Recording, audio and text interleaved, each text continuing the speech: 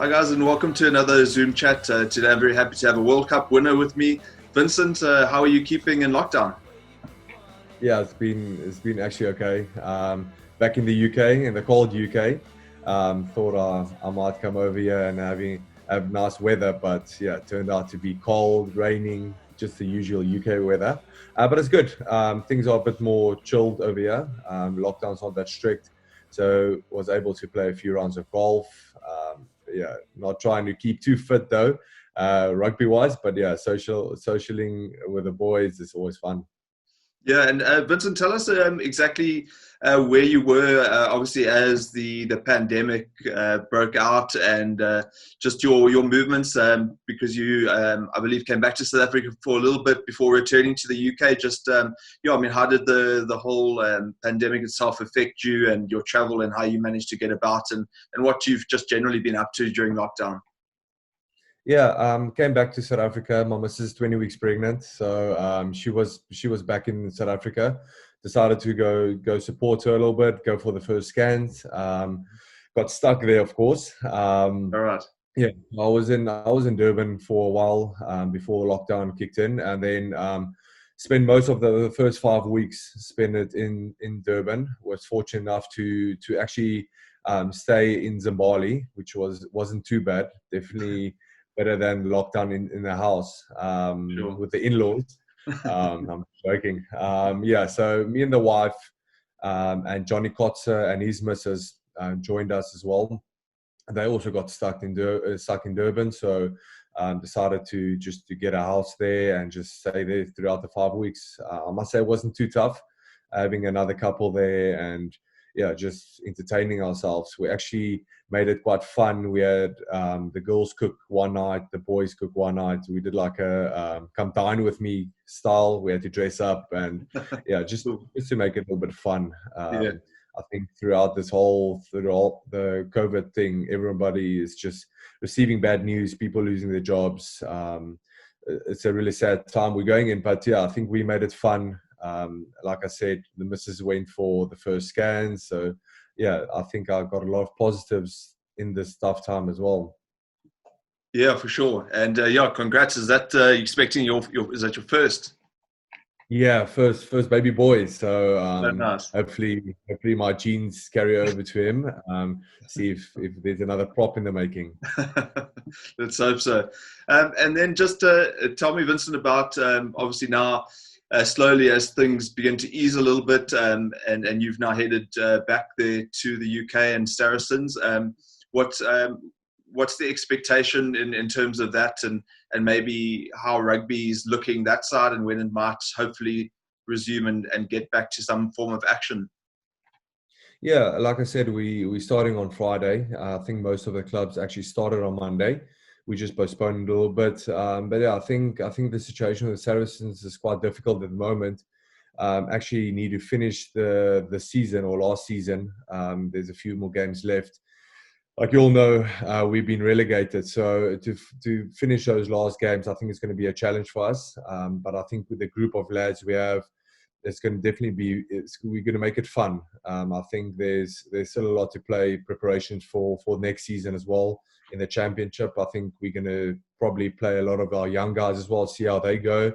But yeah, I think we'll get back on Friday and hopefully just sit down and have, or we can't actually have meetings, so probably have a Zoom meeting as well, just to see what our goals are and what are we going to do forward. But yeah, quite excited to be back running again. I must say things got quite tough over the last 5 weeks fitness wise. So hopefully the SNC staff has got plans for me. So yeah, I need to get fit again, Yeah. and yeah, I can't wait for rugby to kick off again. I'm sure. And just to take a bit of time just to reflect on the last whirlwind, probably 12 months, but maybe even further beyond that. Just starting your journey again back with the Boks in 2018. I mean, in some respects, you were restarting um, a section of your career and joining up with the Boks under Rassie and the new coaching staff.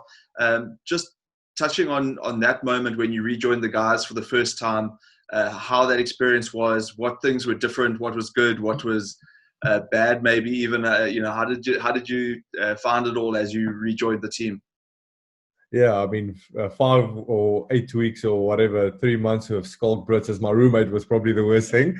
No, I'm joking. We had fun. It was actually good joining the boys. I must say, when Rassie gave us a second chance to come back with that 30 cap rule being scrapped and stuff like that, we were quite excited. We had a nice meeting with him beforehand as well, and he actually just asked one simple question. We had a nice chat.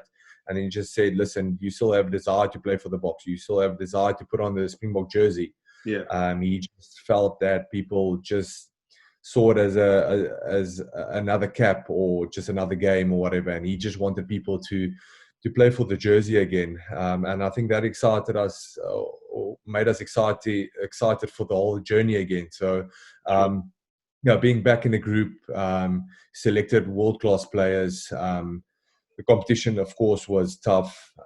There's, in my position, especially, is there's unbelievable players. So it was quite tough. You had to make a statement as well. He gave you a few games. He actually planned it out really nice and said, listen, these games you're going to play, these games you're not going to play. We're going to send this group over to New Zealand. Yeah, You guys are going to stay in South Africa. So he actually gave us a clear plan of what his plans were. And I think sure. we all bought in. And I think that is something that I haven't really experienced over the last few years with the Springboks, is Yeah, everyone just buying into one plan. And I think that definitely worked for us. No one ever questioned his plan or questioned anything he did. yeah, It was all just, listen, let's just get focused. The coaching staff that he appointed was unbelievable as well.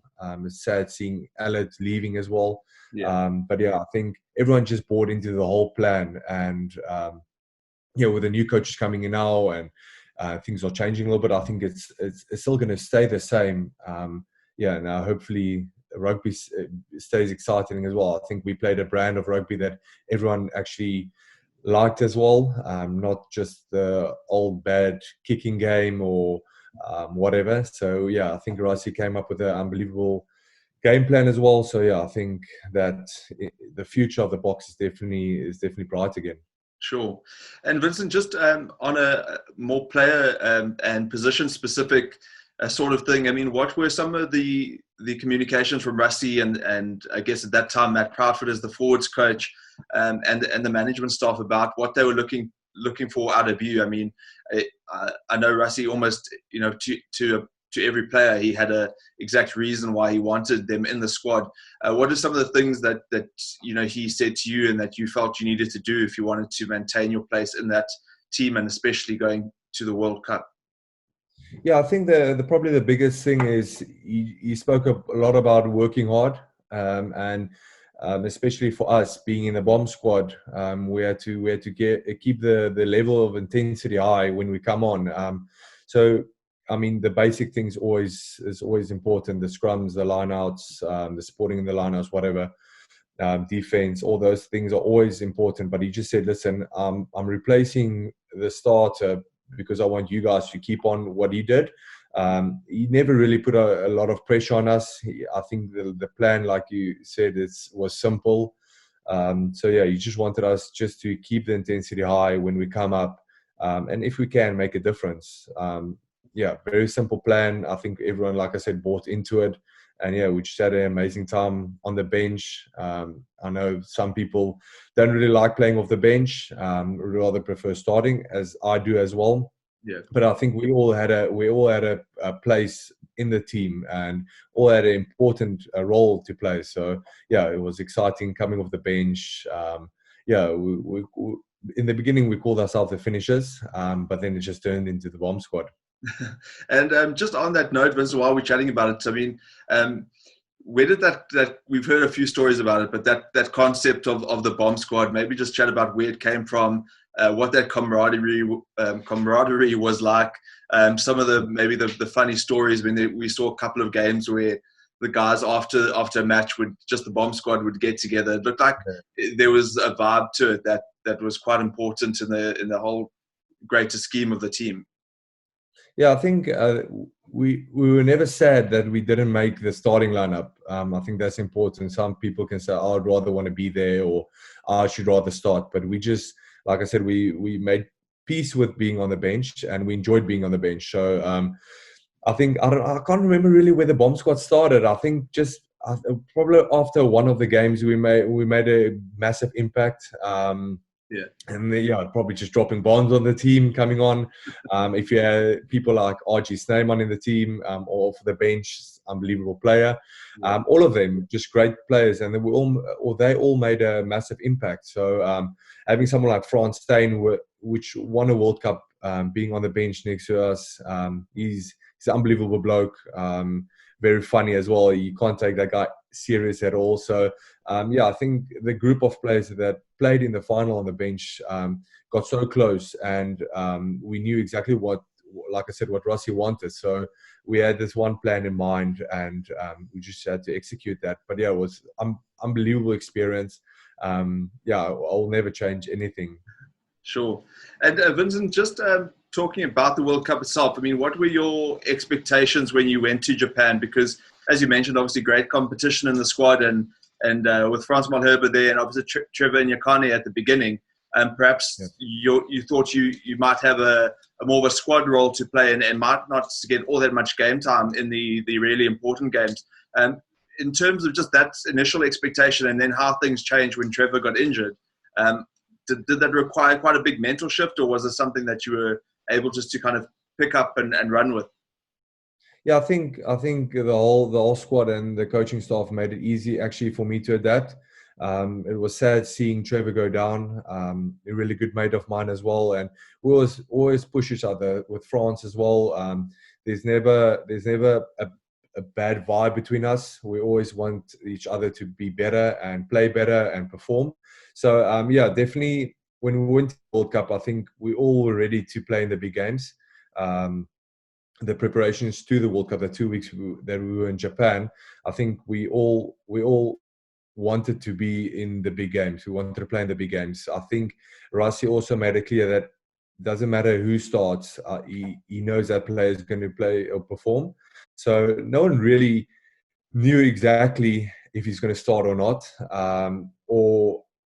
I think the competition was so good that it doesn't matter who he picked, that person will be on top form. So yeah, I think the mind shift definitely did change towards the end. Did play a few of the other games as well, and just had fun. He gave us a chance to start as well. That was unbelievable, playing alongside Skalk, which was his last games as well. Hopefully, we'll see how that goes. Maybe he comes out another retirement. But yeah, it was just fun. I think the biggest thing that stood out was just the brotherhood and just having fun with each other and trusting in each other, and yeah, just going out as it is your last game. So and Skalk Brits probably drove that the most. Is, lads, listen, your career is so short, just go out and enjoy it. He's one of the guys, like I said, that did retire, so I think it was easier for him just to be laid back and make it, or just give peace onto the players, onto the squad as well.